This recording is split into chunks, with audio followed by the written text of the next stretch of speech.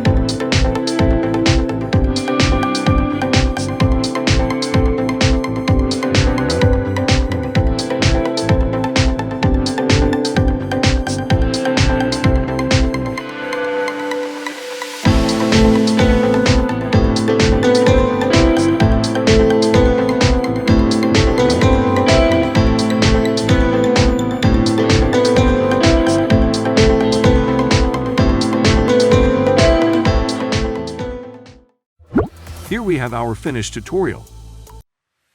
I have 8 levels of detail and have been tested on a wide range of hardware platforms, from feature film to mobile.